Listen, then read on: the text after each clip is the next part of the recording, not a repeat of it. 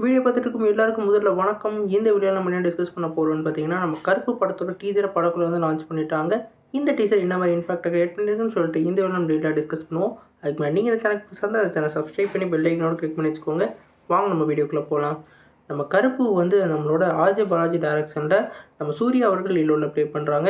இந்த படத்தில் ஃபீமேல் லீடாக நம்ம த்ரிஷா அவர்கள் நடிக்கிறாங்க. அது மட்டும் இல்லாமல் இந்த படத்தில் நம்மளோட சாய் அபேக்கர் வந்து இந்த படத்தோட மியூசிக் டைரக்டராக ட்ரிபியூட் ஆகிறாரு. இந்த படத்தோட டீசரை இன்றைக்கி வந்து 10 மணிக்கு லான்ச் பண்ணிட்டாங்க. இந்த டீசர் உண்மையிலேயே ஒரு வேறு லெவலில் இருக்குது. ஸ்டார்டிங்லேருந்து எண்டு வரைக்கும் வந்து அவருக்கான கேரக்டருக்கான எலோவேஷனை ஃபுல்லாக கொடுத்துருக்காங்க.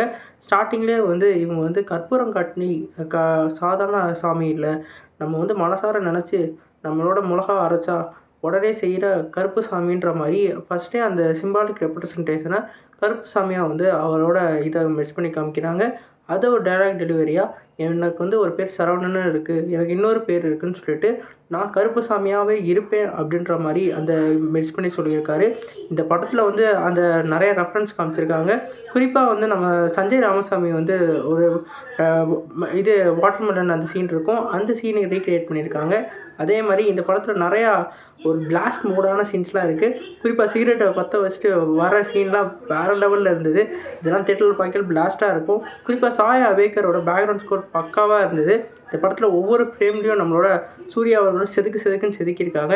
இது ஏன் ஆட்டம், இப்போ ஏன் ஆட்டத்தை பாருன்ட்டு அந்த ஆக்ஷன் பிளாக்ஸ் எல்லாம் வேறு லெவலில் பண்ணியிருக்காங்க. குறிப்பாக சொல்லணும்னா சிங்கம் இந்த டைமில் உள்ள கமர்ஷியல் எலமெண்ட்லாம் சேர்த்து இப்போ வந்து இந்த படத்தை வந்து நம்ம ஆர்ஜே பாலாஜி கொடுத்துருக்காங்க.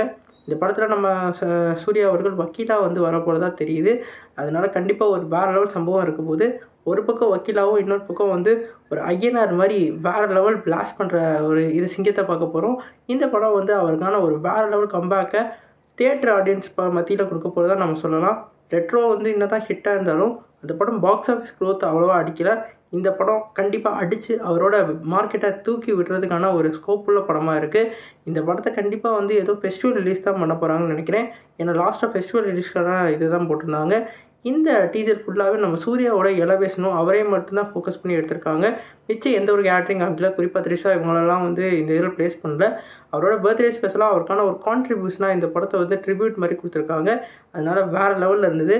சாய் அபேக்கரோட பேக்ரவுண்ட் ஸ்கோர் கண்டிப்பாக இந்த படத்துக்கு அப்புறம் பேசப்படும்னு நம்ம சொல்லலாம். அந்தளவுக்கு ஒரு பிளாஸ்ட் மோடாக போய் க்ரியேட் பண்ணியிருந்துச்சு.